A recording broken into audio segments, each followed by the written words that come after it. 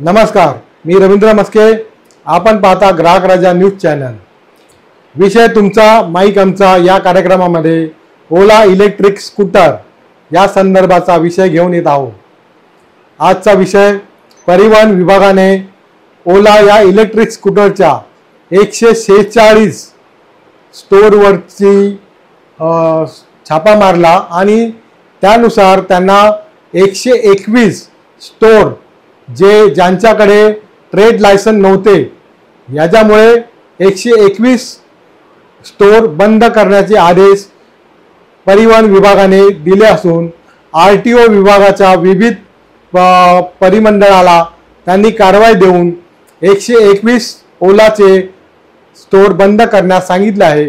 अधिक माहिती जाणून घेण्याकरिता आपण ग्राहक राजा साप्ताहिक वाचण्याची सवय ठेवा आणि वाचावा। आणि आजचा व्हिडिओ कसा लागला या संदर्भात तुम्ही नक्कीच आम्हाला कळवा व लाईक करा, शेअर करा आणि कमेंट देखील करा। धन्यवाद।